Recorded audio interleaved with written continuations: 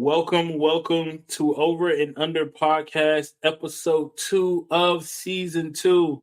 This is yours truly, Charles Comer, and you already know my co-host, the one and only James. How you doing today, James? I'm here living, barely living, but I'm here. Good to have you here. We got a jam-packed show today, folks. We got to talk about Florida State, Georgia Tech. We got to talk about SMU Nevada dilemma. And then week 1 is here. Week 1 is at the end of the week. We got Penn State versus West Virginia, Florida versus Miami. And yeah, we'll just go ahead and get to it. First of all, I just want to thank y'all for listening to the first podcast. I know it was kind of weird just hearing me solo. And I knew I was talking way too fast. My girl said I was talking 100 miles per hour. However, I'm going to try to get more comfortable. And as you can see, I do need my co-host. So y'all make sure to, spam him with messages that he needs to be on the podcast, He needs to be on the podcast at all times. Hey, some people got to work sometimes, man. I know. I mean, I get it. So, James, we'll get right into it and not waste these people's time. How did you feel about college game day? You got Nick Saban and you got Pat McAfee? Pat McAfee, how'd you feel about that whole setup? It's not bad. I feel like Pat McAfee's going to bring a lot of energy to it because I feel like it was just Nick Saban and say, I don't know. I'm trying to think of somebody that's kind of like just kind of on his type of level. Say like Nick Saban and what was the Patriots coach? Belichick? Yeah, if it was something like that, I don't think it would be as good as it will. I think it will be. I think Pat McAfee will bring a lot of energy for Nick Saban, just kind of cutthroat to the point type of takes and everything. And Pat McAfee will bring a lot of energy to that. So I think it'll be okay. But we got to go through the season a little bit and see how it goes, how it rolls. You can tell Nick Saban was annoyed, I think.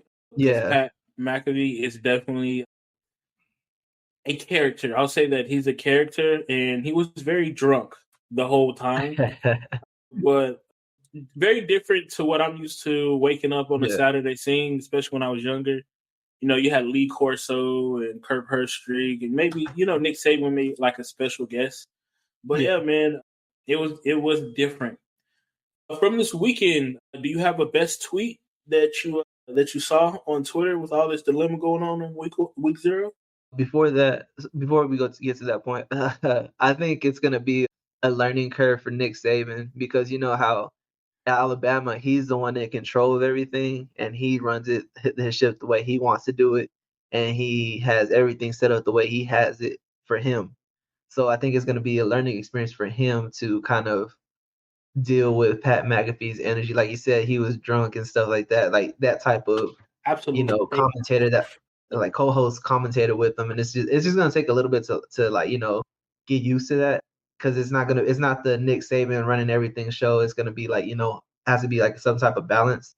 So I think he just has to get used to that a little bit. But yeah, I can see why he would be annoyed because he, like I told you, he's straight to the point. No like gimmicks, nothing like that. It's just me, Nick Saban, football. That's it. So like I said, I think it just takes for him to get used to it. He'll run a tight ship. Run a tight ship on game day. He might tell McAfee, hey, 2-drink limit before you get on stage with him. Something like that. I'm saying, but I think it'll be okay. But so are we gonna talk about like the tweets about the games or just tweets in general? The tweets about the games. Like I had a tweet from Barstool from Florida State. He tweeted, "None of you have ever tried to play football and throw footballs when experiencing jet lag." And I guess he was saying that the reason DJ had a bad game is because he had jet lag. Mm-hmm. Mind you, everyone flew in a whole week before the game. So and then somebody quoted and said, "Oh, I guess that Georgia Tech traveled on the Christopher Columbus Expressway."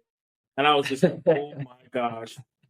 I was like, yeah, man, you can't come up with excuses about jet lag because your quarterback was, underperforming. So that was one of the tweets that was funny to me. I got one from the transfer portal, and it says, "DJ is why we let all customers know that results may vary when you use our service." And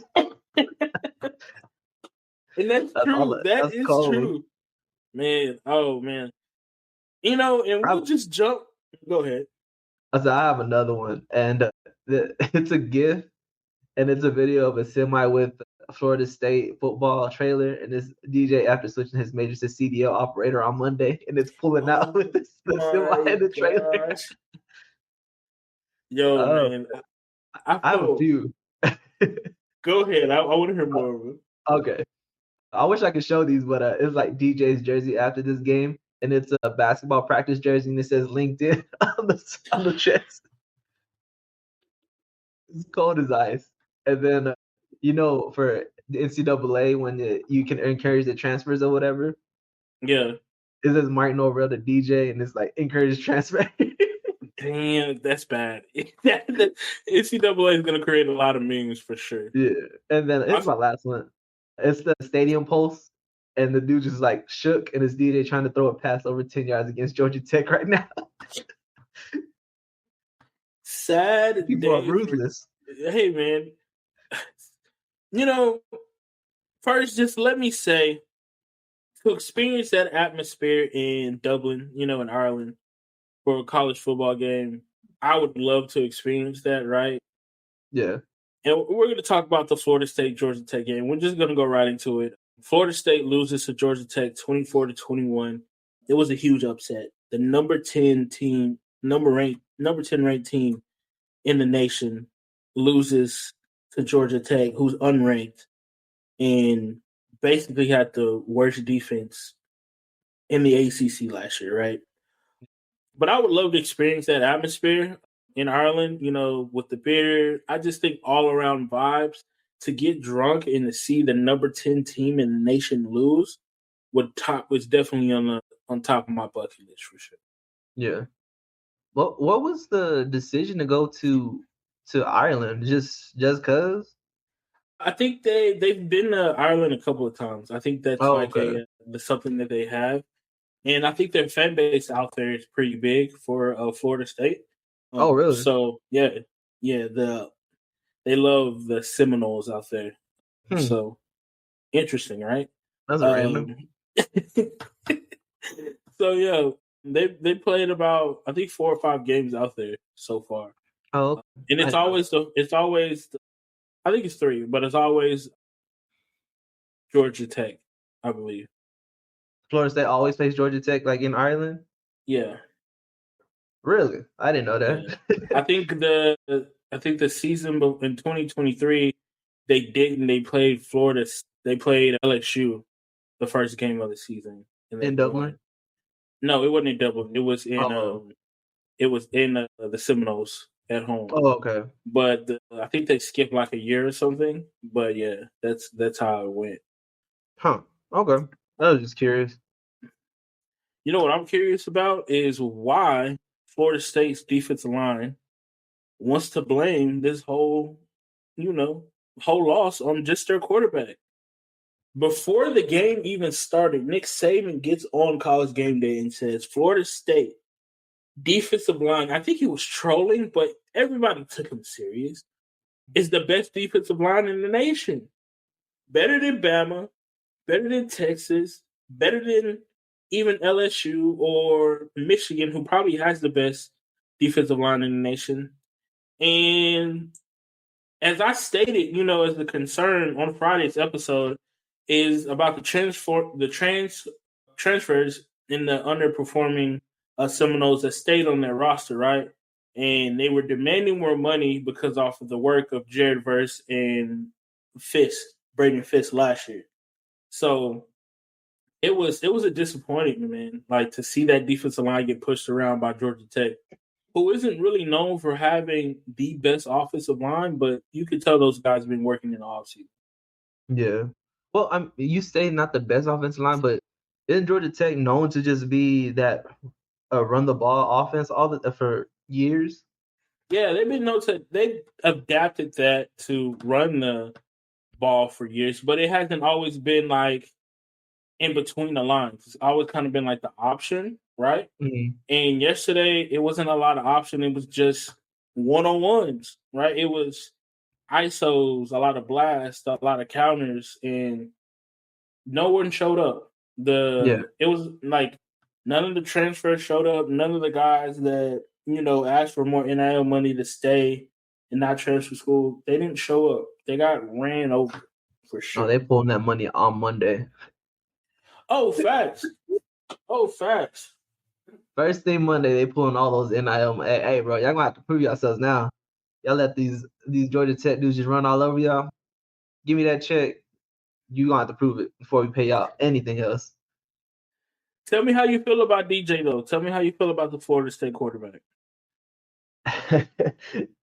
You sent me this in a text day before yesterday, and I kind of like encapsulates like his whole journey through college football and everything. And it's that Tombstone Here Lies, and his Clemson will be a great fit for DJ. Oregon State will be a great fit for DJ, and then Florida State will be a great fit for DJ.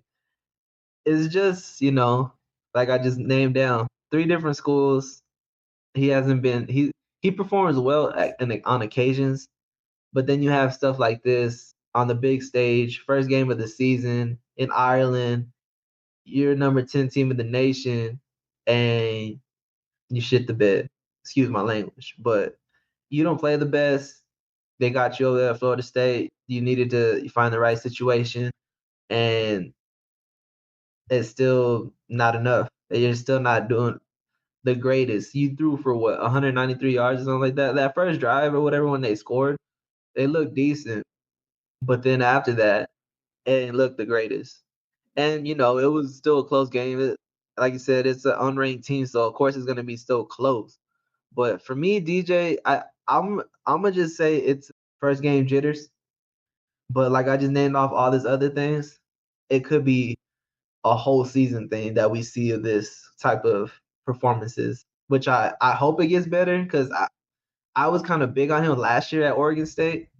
You were, But then yeah, and then the season went on, and I feel like he just kept coasting down through the rest of the season at Oregon State. So I'm just like, I hope it's not a trend for him at Florida State, but we're just gonna see it. Like I said, first game of the season, so I'm gonna give him the benefit of the doubt and give him a few more games and see how he performs. But it wasn't great. I was disappointed. I think they should have just ran through Georgia Tech, but here we are. I have a way opposite opinion on DJ, and it's going against you and everybody on Twitter. DJ has been who he has been, bro. He has been. We know he hasn't been a deep pass threat, right? He's just your average Joe quarterback in the college football, right? He's no Jordan Travis. He's no James Winston. He's just your average, highly fifth-year quarterback that's staying for NIL money. That's it. That's it, right? Did he play bad? Yes. But as soon as he signed on, or as soon as Norvell and them scouted him and they went through spring, they knew what they had. And they did not scheme up things to his strength at all. He was 19 for 27, 193 yards. His longest throw was 21 yards. I'm going to repeat that again. His longest throw in the whole football game was 21 yards.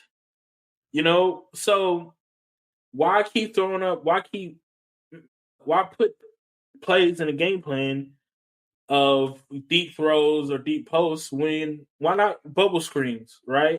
Why not some slants or some deep 12-yard curls? You know what I mean?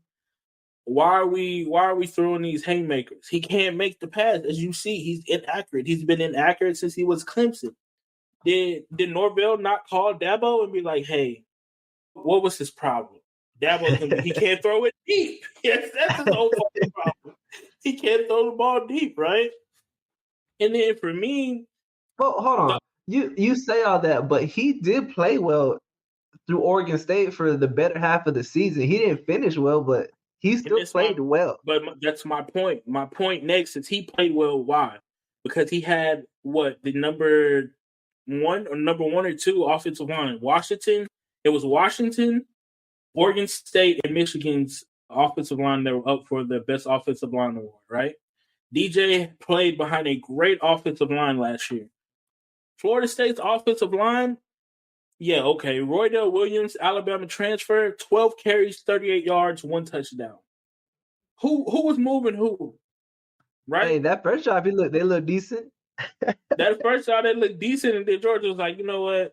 Georgia Tech was like, you know what? Let's just go ahead and whip these boys. In the trenches, James, in the trenches, you're running back, an Alabama transfer at that. Maybe that's why he transferred, right? Because he wasn't up to Alabama standard. 12 carries, 38 yards Okay, behind. well, is it him or is it the line though? Because you just about to say the offensive line for Florida State ain't the greatest, right? You were about to say that, right? Yes. It's a Okay, so combination of maybe everything, though. I know, but you can't just blame the running back for his 12 carries and 38 yards if you're gonna say that the line is not the greatest. Yes, So, I like I can, because said, it all comes back okay, to the offensive line, right? If I'm putting the blame game on somebody, right? I'm putting it on the offensive line. The offensive line couldn't protect or couldn't slow down the pressure from DJ, probably why he was inaccurate, right? And then they couldn't run the ball on first and second down. And that puts more pressure on DJ to make big plays, which he's not known for making big plays. So it always comes back to the trenches, man. It always comes back to the trenches. To me. and that's what I'm saying is you can't blame the Alabama transfer that the line is not moving people. If you want to talk about the line, but you're trying to say like just because he had 12 carries and one tutty and 38 yards, that he's not performing well. But you're bringing to the point that the offensive line is not protecting or moving people. So Okay, I'll give him a bit. Maybe I misspoke. I'll give him the benefit of the doubt, but I just okay, don't think you leave Alabama to go play for Florida State and you got 12 carries and 38 yards. That's embarrassing. you Absolutely, talking you about got the to touch offensive that. line though. It's embarrassing. You could have shaked and baked something. You know what I mean? You could have ran somebody over or something for another 12 yards. But go ahead and tell me, what did you like about this win from Georgia State? Georgia Tech. Georgia State, Georgia Tech. Yes. What did you like about this win from Georgia Tech? I mean, to me it was just regular old Georgia Tech. To be honest, it just line up and run through somebody's face. That's all it was. Like that's what they do. And Florida State knows that's what they do, but you know, D line didn't perform well, and Georgia Tech just took advantage of that. And I wasn't super impressed. Like to me, it's just a regular. Their defense was solid. I like their defense way more than I like their offense, because Georgia Tech's offense has always just been run first and run, run, run. So it's nothing new there. But their defense was really solid. That I like that they actually competed with Florida State's offensive line and all those athletes that they have at the wide receiver position, Alabama transfer, DJ, them type of people. So I would say I'm kind of like maybe 50-50 on just how they're gonna be this year. On one side, I think they might be great. On the other side, I need to see more from the offense than just run, run, run. Unless they just dominate like that through the whole season. But I don't see that happening. You know what I mean? I think this first game, it gives me confidence that will be like their DNA is like, which has always kind of been their DNA is we're going to run first. But I think this year it's going to be like, you're going to have to show us that you're going to have to stop us, like consistently. Like I may run it for 3 downs straight, maybe not 2, but I may run it for 3 downs straight down your throat, and you're going to have to stop it consistently. Because Brent Key is an old offensive lineman coach that got upgraded to a head coach. So the trenches are his specialty already, right? But my big thing was Haynes King. Like I said in the episode before, like I knew that Georgia Tech could win, and I called it. I said Georgia Tech can win this game if he doesn't make any mistakes, right? And obviously they had 2 fumbles, but none of them were recovered. But he didn't throw any interceptions, and the defense, which last year didn't get any respect, they held Florida State to under 100 rushing yards. They had a middle linebacker named Kyle Edford. Never seen him in my life. I didn't know he was wearing a Mike Allstott pad, the really high Yeah, shoulder yeah, pads where you can't yeah. turn your head at a 15-degree angle, right? He had 10 tackles, just flying all over the field, right? So I was impressed because that's a hard win to go basically to Ireland, to face a top 10 team and to come out with the dub. It is hard, especially when they had all the all stars, right? Like you said, they had DJ. You got Lundy from that was supposed to go to Colorado, but he basically went to Florida State. Oh, I You thought have he went to Colorado and then came back. did he go to Colorado? Oh yeah, I think sure. I think Yeah, that's what he it did was. transfer to Colorado, and then he came back, right? So and then you had all these transfers that came in for Florida State that were supposed to be like the best defensive line, and you go in there and just you know we're in a dog fight, and I came out on top. Y'all was Chihuahuas, and I was a pit bull. Basically, is what they said. You may have a small bite. Y'all kept biting at us, but at the end of the day, like we run the island. We run Ireland. And Like we took over. I made it seem like I wasn't impressed with Georgia Tech, but it's still impressive to go in there and especially like overseas and beat Florida State. But what I'm saying is like their offense just didn't impress me as much as their defense did with shutting down this, top 10 team. And, Florida State, maybe they just don't have all their, eggs in the basket yet get all this talent together and play as a unit. So that might be their problem right now too. But I don't think Georgia Tech can keep that same level throughout the whole season and beat everyone just like they just won this game. Because there's going to be better defenses. There's going to be better D lines who they play. But right now, I'm impressed that they even, beat them. It's just I don't think that offense is sustainable. You know what I mean? Because they're not gonna be super pass heavy at all. They're just gonna run first, and then down and out situation may pass the ball. And how well can they pass the ball if all they rely on is the run? You know what I mean? Yeah, That's what I'm saying. It's just I need to see a little bit more from that offense before I give them a stamp of approval that they could probably, run through a lot of people. Yeah, they're gonna win some games, but when it comes down to it, 2-minute drill or something like that, I don't know. I got you. I got you. We'll see what they do. Is Florida State plays Boston College next week or this week, and then Georgia Tech goes to play Georgia State, which should be really a good win because I don't think Yeah. they have anybody at Georgia State. However, pre-upset alert. I got Boston College beating Florida State. I just want to go Oh, ahead and throw really? that out there. Yeah, I got that because Boston College has a better quarterback, more mobile than Haynes King, and he's more accurate also. But we'll get to that in Friday's episode. But talking about stamps of approval, tell me where would you want to see the next international location play?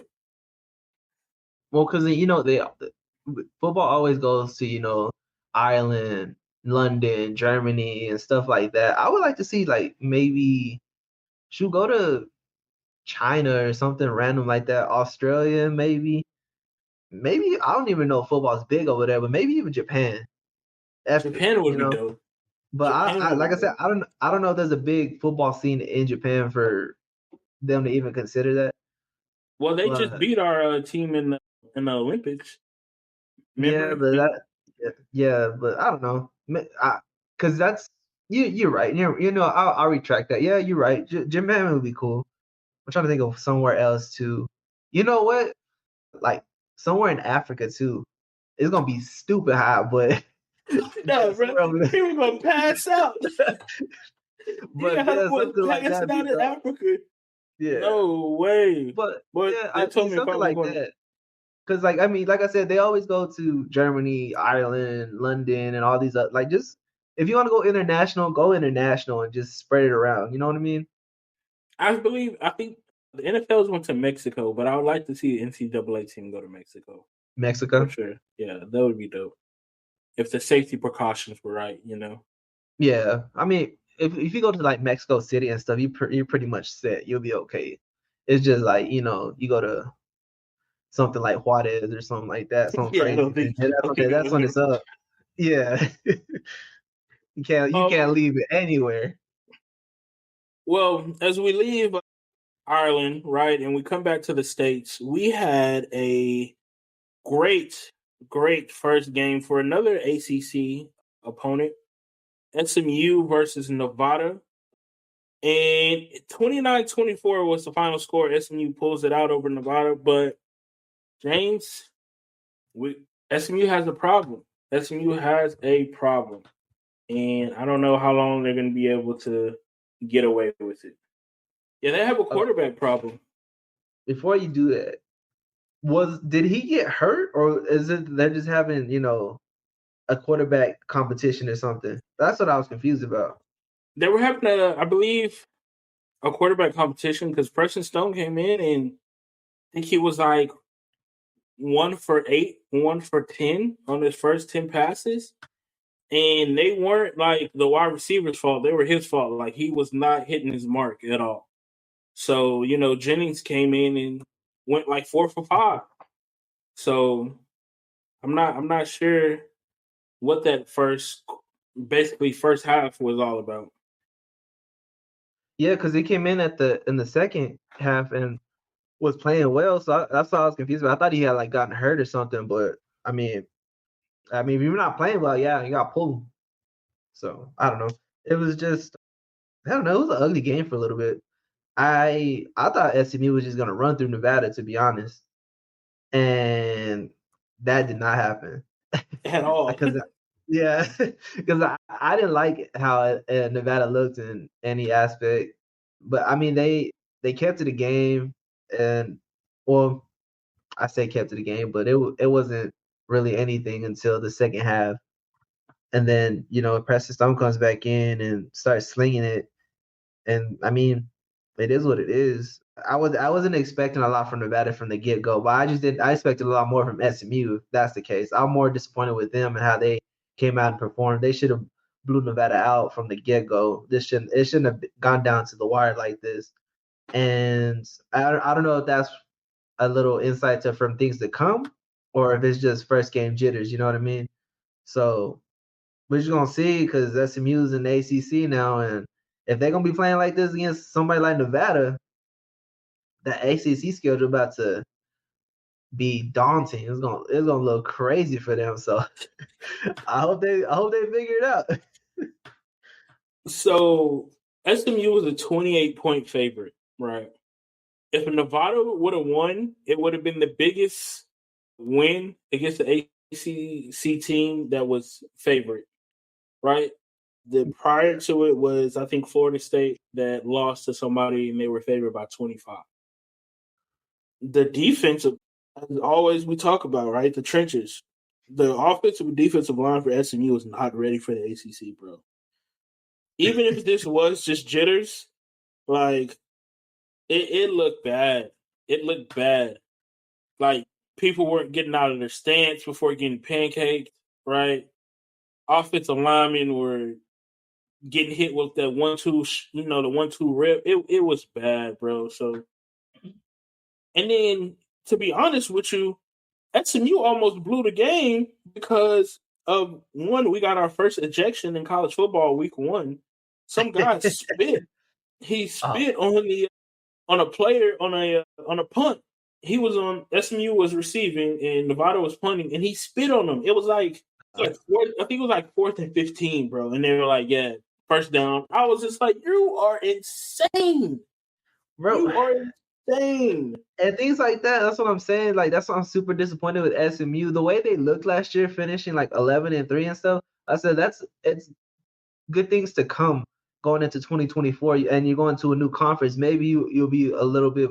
You can compete a little bit more, and get looked at a little bit more now that you're in the ACC. But things like this, like you just talking about, that's not gonna cut it, bro. And the D line, the trenches and stuff, bro. Like you said, this these lines are not ready for this ACC talent at all.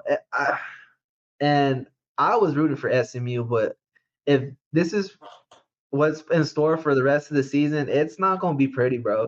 And Preston, the first series or whatever, you can't come into the game like that, man, at all. You have to be prepared. You have to be mentally prepared. And you're playing Nevada at that. You're not even playing an ACC opponent yet. You're just playing good old Nevada. No shade to Nevada, but y'all know who y'all are. But Hella shit. and I don't know. Preston looked really good last year, all through the season. And then the first game, you get benched for the first half, and then you come back and like, you know what? Let me lock in now, and you want to play. It shouldn't take you the first half to get sat down and then lock back into what you need to do to play Nevada. And I think it might be more of a preparation thing than anything, because like I just said, they're going into playing Nevada. Maybe they just had that mindset in like how I'm talking, that they're just playing just the greatest of teams, so they don't have to be so locked in. And then you have games like this, and you barely squeak out. That's not gonna cut it. You play these ACC teams, Clemson's gonna put up 40 on you in the first quarter. So you better figure it out. This next Respectfully. game, yeah, this next game you better Respectfully. figure it out. I'm gonna give Preston Stone a little bit of grace because he is coming off an ACL injury and surgery. So I'm gonna Nah, give him bro, no, I'm just playing. Go ahead. No, I'm just playing. I'm gonna give him a little bit of grace, but I'm glad we did get to see Jennings play. He is a Dallas native, so it's good for them to know that they have that backup, right? But Nevada lost this game, bro, by one stupid play. They muffed the punt return on the 1 yard line. That's all And right. then they run gun. They run gun, James, on the 1 yard line and think, oh yeah, let's run gun. Like let's do what nobody would ever do in their life is run gun on the 1 yard line. And guess what happens? A safety. That couldn't have went wrong. And then after that, man, it was just Preston Stone and RJ Maryland just took over. RJ Maryland had like 10 catches for 162 yards, and then Preston Stone ended the night 17 to 30, but 255 yards and a W. So it can't get any better than that, man. It could be better. They could have just It blown could them out. it could have been better, but to end the game basically to get a win, a win's a win at the end of the Yeah, day. So, yeah. but next week they play Houston Christian. SMU plays Houston Christian, and then Houston Nevada Christian. goes, and then Nevada goes and plays Troy. So we should see SMU bounce back and be dominant against Houston Christian. If they don't, I'm going to come back to this pod and I'm going to be like, yo, SMU needs to go back to the WAC or something because they're not What ready for were they at? ACC. Conference USA. That's where they're at. Oh, yeah, they were Conference USA. So I don't know. We're gonna see. If Houston Christian, this sounds like a D2 school. Is that, or is it, what's it called? Oh my gosh, I can't think of the word. they're talking The about double A. double A. No, they're double A. They're double A school. Okay. Yeah, Troy We'll is see.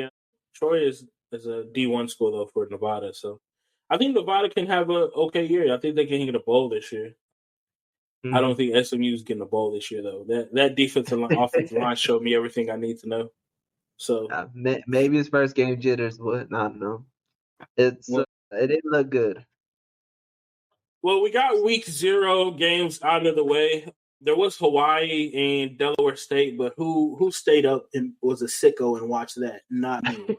So don't have any reports on I that. couldn't even put money on that game, so I know I didn't watch that. If I can't put money on it, I'm not watching it. Right? That's the motto over here at Over and Under. And another thing, disclaimer: if I give you advice, okay, please bet responsibly. I don't need you putting your rent money on Georgia Tech to be Florida State every year, and they're getting mad when they get ran over 1 year. All right. Every time I'm going to say place a bet, I'm going to say please bet responsibly. Me and James usually bet through the Sleeper app. We live in Texas, so they got some limitations over here as far as what we can bet. We can only bet props, but Wednesday, our episode of our segment of prop betting, we will go ahead and give y'all some good things on that. But we're gonna jump into week 1. Hold on real quick. So bet at your own risk, because we ain't responsible if y'all be losing money. Please. Because if you come knocking at my door, I'm not gonna have nothing but 2 quarters and a chicken wing to give you, bro. I promise you. Because I promise you, the best that I played this last week, upsetting. So, hey, bet at your own risk for real. I am 0-32, okay? But however, my friends bet last week and they won on a Georgia State game. So take I that for what missed you it by want. half a point. So, yeah, whatever. Anyway, go ahead. All right, so we finished week 0 and we got to get into these week 1 analysis. All right. The first game we're going to go over is Penn State has to go to West Virginia. You got the Big 10 against the Big 12 week 1. Now, most people will say, hey, Charles, Penn State, West Virginia. It's going to be an easy win, right? No brainer. But must I remind you that even though Penn State has a great quarterback, Drew Allen, who threw for 2,600 yards, 25 touchdowns, and only 2 interceptions, they were the worst offensive explosive rate team last year, with 13.7% of their plays being explosive, right? They were ranked 93rd in the country for running plays. Damn. So, yeah, bad. Even though Drew Aller was this big-time recruit and thought to be the savior to beat Ohio State, right? And Michigan, Penn State ranked 85th in passing explosive plays last year. So, I don't know. Some moves were made, James. James Franklin hired the former Kansas State Jayhawks offense coordinator Andy Kotelnicki, right? Kansas State play rate last year, they were 24th. And then 24th in running, and then second in passing. So maybe we see some balance there. What do you think about Penn State? I've never been a big on Penn State, no matter what. I don't care if they're undefeated. I don't care if they 0-10. They've never been super like just threatening to me. Like maybe back when they were, winning national championships, whatever. But in this new age, they haven't shown me anything for me to consider them a threat in any type of situation with Michigan, Ohio State, and especially with these new teams in the Big Ten now too. Ain't nobody worried about Penn State. I'm sorry. I'm sorry. Nobody is worried about a Penn State. And if they prove me wrong, cool. I'll eat my words and I'll come back on here and say, hey, they showed up, showed out. But as of right now, nah. This Kansas State offensive coordinator move, Kansas Jayhawks, it could be good for them and they might improve their offense. But like you just said, last year, 93rd in rushing and all this, nah, bro. Like, that's not gonna cut it. Especially like I'm saying, we got Oregon, you have Ohio State, Michigan. Who else is in Big Ten? USC. USC. All these great teams that have explosive offenses, and you have a new offensive coordinator that could improve that.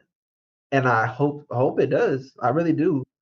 But I don't see anything that gives me confidence that they'll be that great. They'll have a winning season, cool, but they're not gonna be competing in the Big Ten as these other big offenses and big teams that are in their conference now. So sorry, Penn State.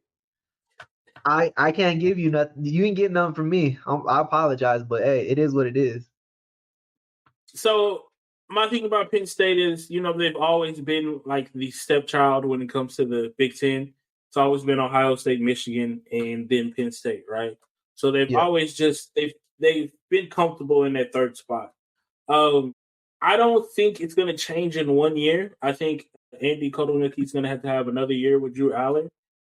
But to be honest with you, I think they may do it this year, just because the development they have, right, and the defense. They've always had a great defense, right?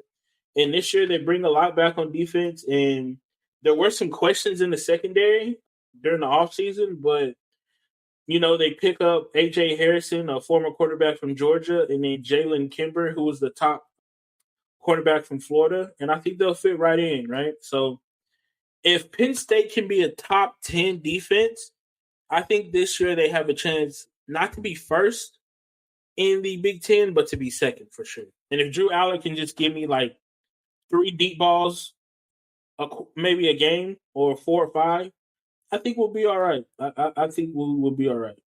You say Now, that with all these new teams coming into the Big Ten, it's crazy. but if we look at all the new teams, UCLA's not going to be good. USC doesn't have Caleb anymore, right? They don't have Caleb Williams.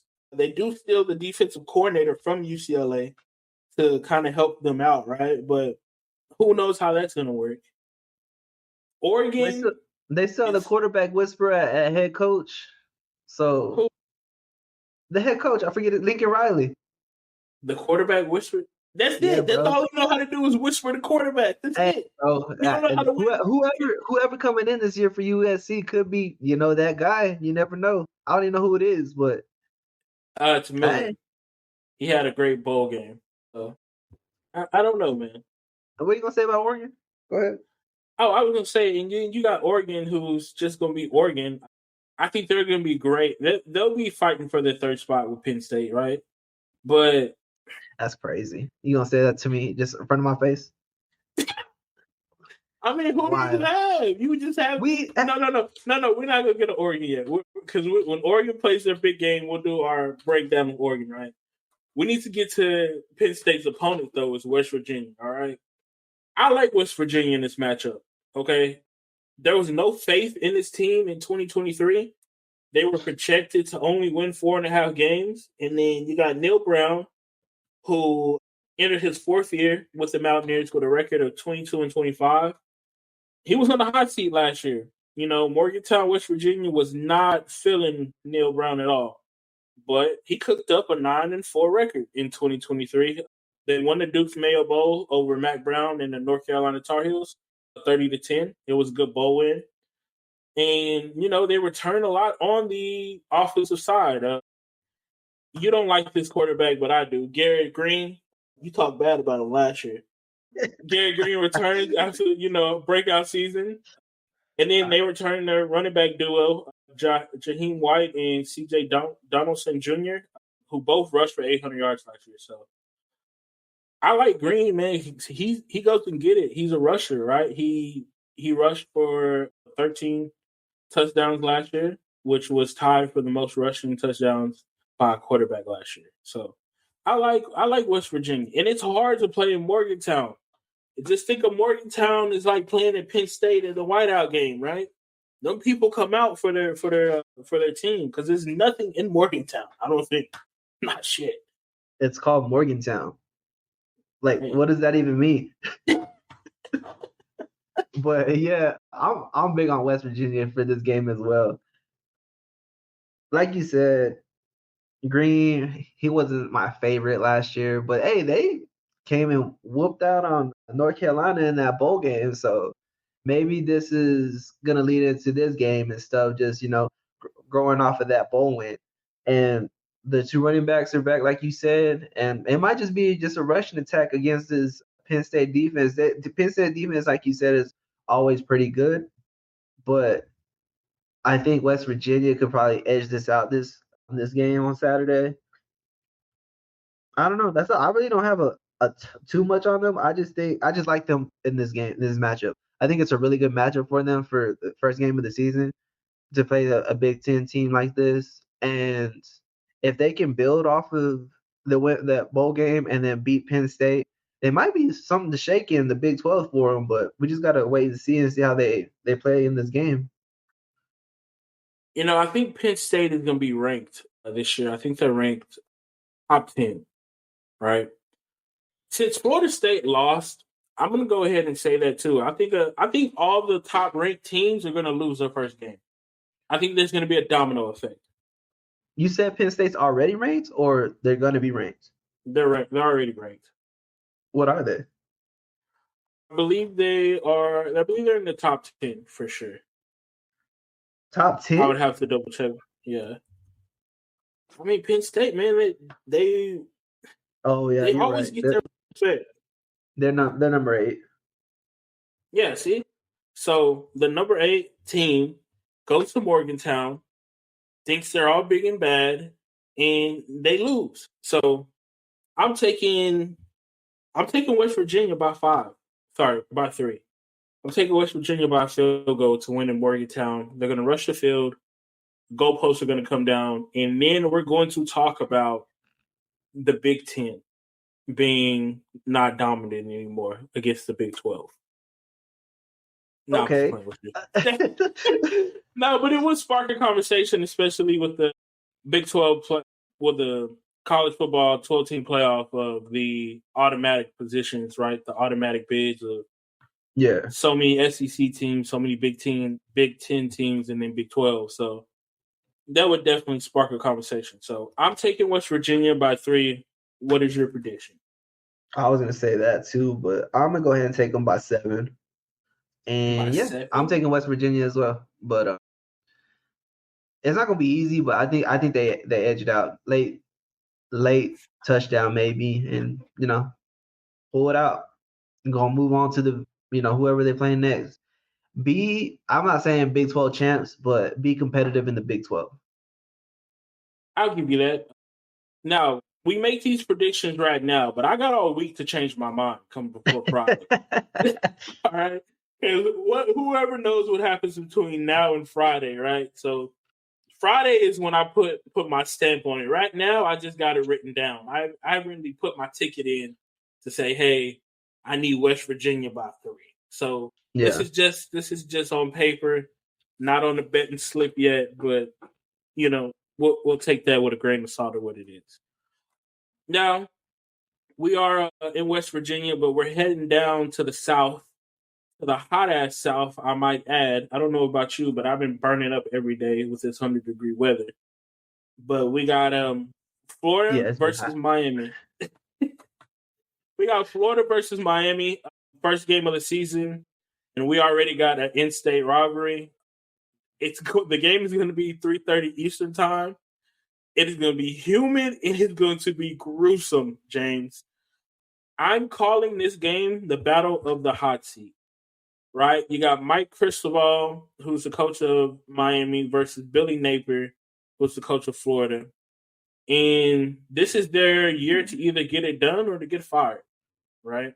Billy Napier is 11-14, 2 seasons with Florida, and Mike Cristobal is 12-13 with 2 seasons with Miami. So, season 3, that is what we have. So you're saying if they don't get a winning season this year, they out. We're out after 2 seasons. No, I'm telling you, this first game they're out. This is how much is on the line. The first game? Yes, because listen, the first game. I'm gonna tell you why. Let me shape it out for you. Right in this off season, Mike Cristobal loses a game last year because he wouldn't kneel the ball. Okay, that cost him probably a lot. Billy Napier has been preaching to the NIL and to the Florida Gators that he just needs his guys, right? So he has 2 years. He got his recruiting class in there. He got the number 1 quarterback recruit, DJ Lagway, right?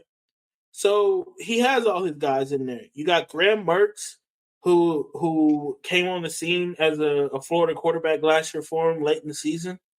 So it's a lot on the line because the Florida State Gators have the second toughest schedule in NCAA in college football. The second toughest schedule. They're That should predicted give. not to. They're predicted not to win 4 games. Oh, damn. Okay. Well, at the same time, like you said, the second toughest schedule, I feel like that gives them a tad bit of leeway. But anyway, No, there's no. You're in the SEC. What leeway do hey, you hey, need? whoa! I'm just saying, if you have the second toughest schedule, you, you know, you're going into, playing Miami and stuff. I don't think everything is based off of just this one game. I think you need a few more games under your belt, and then when we get into the SEC and you're not competing, okay, cool, yeah, get them out. But you can't just put all our eggs in the basket with just the Miami game. If he loses the Miami game, he loses the Miami game. Because I mean, like, I guess I'll just say this. I'm picking Miami just because I like Cam Ward. But if they lose that game, I think he'll be, okay until SEC play comes around. And Who are they beating in the SEC? I didn't say no. I'm saying they'll be okay until we get to the SEC play. I'm not saying that they're gonna beat a lot of people in the SEC. I'm just saying it just depends on that. If they don't look good at all, then yeah, okay, cool, get them out. But I feel like it's more dependable on if they can win in the SEC. You know what I mean? You're talking And about like you Florida, said, right? yeah, Florida, not Miami. Okay, yeah. Yeah, I'm not. That's why I'm just not saying like his hot seat situation. I feel like it's not really dependable on this game. I think it's more when we move down the season, we start playing in the conference, and then he drops, let's say, 2 games in there in the conference. Yeah, cool. And then we can go from there. No, I'm saying, listen, I'm saying like you lose the first 2 games and then you just keep losing like that. Cool, like get them out. But I'm just using that as an example of like dropping like first 2 games or something like that. But like you said, they're playing a tough schedule and they're in the SEC. So I can see them losing this game and then winning, go on the streak. And then when we get into the tough SEC, maybe they win a game or two and then he's out. But you can't just get rid of him off of just Miami. That's all I'm saying. Okay, so Florida is predicted to go 4.5 games, right? I got Florida's schedule up right here. First of all, I want you to tell me how many wins does Billy Napier need to have to remain the coach of Florida? Remind you, it is a 12-team playoff. 12 teams get in this year. Okay, to be in the SEC and probably get into that playoff, you only probably can lose 2 games. You can probably only go 10-2. So Miami gets Florida, win or lose. Miami's gonna beat Florida. Florida gets Sanford. And that's a runaway. Okay, so you got Florida. So they're 1-1, right? Texas A&M, Florida. I think Florida beats A&M. You're white. I cannot wait to that discussion. Hey, Okay, I have a lot of weeks so I can change my mind. But as of you're right now, right. as looking at it right now, I can see it. Okay, Mississippi State, Florida. Florida. Okay, UCF, Florida. God damn, Florida. You're gonna regret that one. Florida, Tennessee. Tennessee. Thank you. Kentucky, Florida. Florida. So you got Florida so far. 1, 2, 3, 4. 4 wins. You got their 5th win is Kentucky, okay? Georgia. Georgia. Okay. Texas. Texas. Okay. LSU. So at that point they're already out. They're already out. So they're 5-5 right now. I'll tell you right now, LSU's gonna win. Ole Miss is gonna win, and then Florida State, Florida. It's a toss up at that point because I don't know how Florida's gonna look at the end of the season. So they're So that's like, 5-8. hey, I don't know what to tell you. So without even the win in Miami, one, you're not bowl eligible, right? Because you didn't win the Miami game, and you're 5-8. You're not going to the college football playoff. So I think, let's just say they win the Miami game. You go 1, you win the Stanford game 2, A&M you win 3, Florida, Mississippi State you win 4, and then UCF, Florida you win 5. Before we even get to Tennessee, we 5 games up. So all I got to do is either beat Tennessee, Kentucky, Georgia, Texas, LSU, Ole Miss, or Florida State to be bowl eligible, to save my job. If he doesn't go bowl eligible, he's out of there. I think they could sneak Tennessee. They could, but as looking at it right now, I think Florida still loses that game at this point. And we're barely going into week 1, so it's as I'm looking at it on paper, Tennessee, of course, because they're the number 15 team in the nation. But then once we get to that point in the season, if Florida's playing well, I can see them edging Tennessee. But like I said, this game against Miami doesn't determine his job. When we get into conference play, and that's what I'm talking about, because the conference, is shaky. That's all I'm saying. I will give you that. I will give you that the conference is shaky. But I want to let you know right now, when we come back, no matter how they play, when we come back from week 2, I'm gonna have a meter and be like, "Hey, James, this is the Billy Napier hot seat meter." And after that Miami game, when I tell you, I'm gonna put you on the message boards of the Florida Gators, because I don't know if you saw the message boards of Florida State. Oh, they were going insane off of that one loss, right? But mind you, people pay players now. NIL, the fans are paying money to have players play for you. Coaching is at an all-time high of what you can do, right? At an all-time high. But I digress. Let me tell you the highlights of Miami's team right now. As you already mentioned, you got Cam Ward, who transferred from Washington State in the transfer portal. He's going to be a great tool for Miami. He's going to be throwing to one of the best slot receivers coming back. We're over 1,000 yards this Say his season. last name. Oh, Xavier Restrepo. Okay. Yeah, you thought I could know that? Yeah, I've been practicing that. Yeah. Now DJ, I can't pronounce his last name, but Xavier Restrepo, he comes back with 1,000 yards receiving last year. So I think the Miami offense should be, pretty balanced. They have a good offensive line, but they're going to be more impressive on the defensive side. Returning All-American freshman and ACC freshman Ruben Bain Jr., an absolute crazy player, right? A lot of people thought he'd go into the transfer portal because Miami was just not up to par, but he stayed home. So I'm looking for him to make a lot of noise in this game and in this season. Now, like I said, Florida, man, they got Graham Mertz, you got Eugene Wilson the third, and you got a strong running back, Montrell Johnson Jr. They're running behind a top 10 offensive line, but I don't know if they get into some shootouts if Florida's defense is going to be able to stop, right? They lose one of their best edge rushers this year to Ole Miss, Princely, in the portal, and they lost two of the top three quarterbacks also in the portal. So I think this is game of the week for sure, James. I'm telling you, it's so much on the line.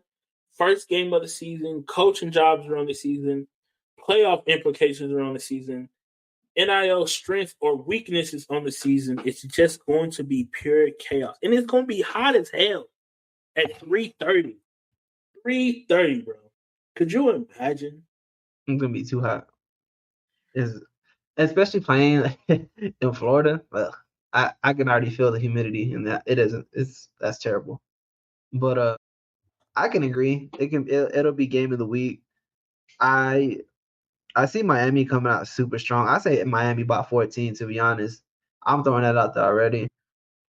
I don't think Florida's going to have enough to keep up with their offensive passing attack. I think Cam Ward's going to sling that thing everywhere, especially with what was his name? Restrepo? Restrepo. See, you can't even say it, guys. No, I said it, bro. I said it. No, I said it. Restrepo. And I think that they go off this game and move on to the next. Florida, I'm sorry, but yeah, y'all gonna lose this one. It's gonna be a decent game until probably about the third, and then Miami probably run away with it. Yeah, I can see Miami running away with it easy, bro.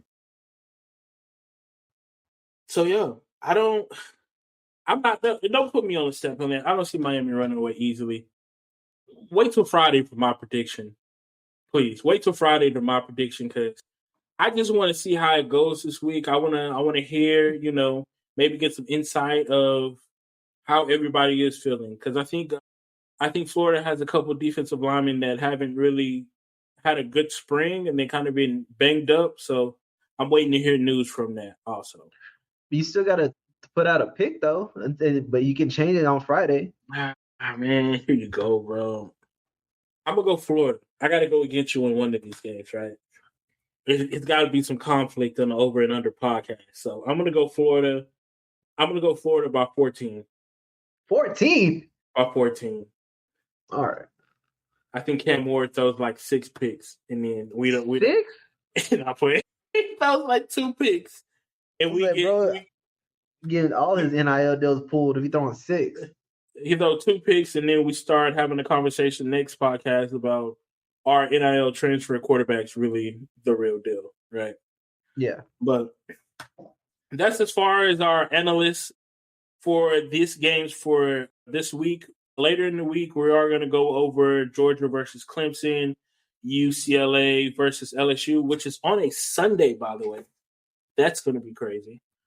And many more games during the week, but we did have some questions from the audience that we got in our inbox. So, James, I'm going to go ahead and hit you with these, right? If Colorado loses to North Dakota State, which is a Division II, what is the morale of the locker room? For the players or just the coaches? Everything, the whole locker room. If I'm a player, I'm putting in my papers to transfer immediately. Ain't no way we losing to North Dakota State, and I'm gonna stay here to look like that the rest of the season going into the Big 12. Nah, I'm out, bro. I'll sit the rest of the season, and I'll see y'all next year while I go play at Ole Miss or something like that. But coaches getting fired, it's already gonna look shaky going into the rest of the season. If you lose and no shade to North Dakota State because they're a really good team in D2 and everything, but they're a D2 school and you're Colorado and you have all this expectations going into this season. You just needed a year to get y'all's life together and stuff, and then you lose to them. Yeah, Deion Sanders, he's not gonna be in the hot seat, but people are gonna be looking at him like, is he really a good coach or is he just all talk, just like last year?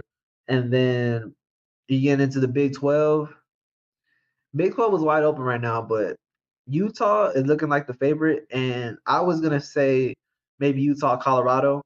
But if they lose to North Dakota State, yeah, bro, ain't no Big 12 berth, win, nothing. It's just going to be another mediocre Colorado year, just like last year. Anywho, that's just what I think. All right, so we got this next question from Bree. She goes, what would you rank the conferences, the prestige basically of the conferences? How do you see it? Which conferences? Just the Power 5 conferences? Yeah, so I'll just give you my rank, right? I got the SEC first. I got the Big 10. I got the Big 12. And then I have the ACC. That's 4. What am I Big missing? 10, SEC, Big 10, Big 12. What'd you say? What was the fourth one? I forgot. Go ahead. SEC, Big 10, Big 12, ACC, and then we have the CSU basically. CSU. Oh, Conference USA. Wait, Yeah, what's CSU? Conference USA, right? Is Look, CSU? we don't even know the prestigious, bro. We didn't got all mixed up. I was like, wait a minute. But basically, I know for sure my big four, my top four, in any order is SEC, Big 10, Big 12, then the ACC. As you can see, the ACC is weak this year. Absolutely weak. The ACC's week? What you said? Yeah. Yes. All right. So yeah, it's ACC, Big 10, Big 12, SEC. Okay. And what other one can we throw in there? Oh, you got the G5, so you got like the Mountain West and the CS, the Conference USA. USA. So I rate them last, right? Because they're just the G5. Who's okay? Hold on. Let me see something real quick before I make my picks. So Florida, FIU. Oh, what the? I wouldn't even pick. I wouldn't even pick Conference USA. You know who's in this conference? Ooh. We got FIU, Jacksonville State, Kennesaw State, Liberty, Louisiana Tech, Middle Tennessee, New Mexico State, Sam Houston State, UTEP, and Western Kentucky. I mean, Jacksonville State's a native. They go really well. What about the American Conference? No, I'm not rocking with the American Conference. I'd rather just rock with the independents, to be honest with you. Oh, that's not that great too. Dang, I wanted to pick 5, but I might just have to pick 4 to be honest. Sheesh. Dang, conferences. Yeah, that ain't looking good either. The Pac-12 conference, Oregon State, Washington State. That's hilarious. Okay, I'll go with. So I'll say SEC. Dang. Ooh. Dang. Okay, yeah. I'll go SEC, Big 12, Big 10, and then the ACC. And I say that because the Big 12 is gonna no, listen real quick. Listen before you say anything. I picked the Big 12 because they're gonna beat each other up the whole conference. And the Big 10 is gonna be Michigan, Ohio State, Oregon, Penn State, and USC, really. You know what I You mean? know, you know what? I never got to ask you this because we never really did like a true preview episode. But who do you have winning every conference? Like, I want to know who you got Oh, winning every conference. you want to just do the Power Five? Yeah, Okay. SEC, I think I think Georgia. No, I take that back. Yeah, no, I say Georgia. Big 12, I say probably Utah, unless Texas Tech like has this outstanding season that their fans always think they're gonna have. I think it's gonna be Utah. Big 10, I see. Excuse me again. Good lord. Either Ohio State or Oregon. ACC, shoot. Dang, I'm gonna throw a pick out there. I'm gonna say Miami. I can see. Yeah, okay, I'll give you that. But yeah, and like I said, I picked Big 12 second because it's gonna be a competitive conference. The Big 10 is just Michigan, Penn State, Oregon, and USC. But the Big 12, they're all gonna just be beating each other, and it's gonna be a more competitive conference in my eyes. I could be wrong, and I'll retract my statement if I am. But as of right now, that's what I'm going with. If you're a Rutgers, Indiana fan or Northwestern fan, I'm sorry that James just doesn't believe in your conference. So I do not. I will. I I will. apologize. You can stamp it, write it on the wall. I don't believe in y'all. All right, so for me, the SEC, I got Alabama winning. Right, I think DeBoer is going to do great things the first year. Big 10, I got Ohio State. Even though I don't want to pick Ohio State because I hope Ryan Day loses his job this year, I'm going to pick Ohio State. My big reveal for the Big 12, I got UCF. I'm going to pick UCF to win it. They got KJ Jefferson from Arkansas, so I think he's going to be good in that system. And then UCF. yeah, UCF, yeah, man. Okay. And then for the ACC, I got Miami. I think they're going to be really good with Kent Ward for sure. So those are my picks. Let's go Ohio State and Ryan Day. No, I'm just playing. I can't let Oregon lose. I can't wait till y'all lose to Ohio State. You're never going to look that down, you know, right? Whatever, bro. Whatever. When we get there, we'll get there. All right, and last question that I have from Jay. He said, "How much water will be sold at the Florida and Miami game?" That's gonna be at least dang What we hit two about maybe thousand like gallons. 2,000. It's gonna be it's gonna be a lot, bro. I think there will be more alcohol sold than there will be water. You know how Miami get. Well, it's in Gainesville, so you know how the Florida people get. Nah, but still, it's humid. It's hot. I don't even know how hot that game's gonna be, but it's gonna be stupid humid. It'll probably be like over 100 on the field for sure. Yeah. So for the fans, yeah, I think altogether I would say about 1 to 2,000 gallons of water. Because I mean, even on the field, they're gonna be hydrating like crazy, and that's just the players and the coaches and stuff.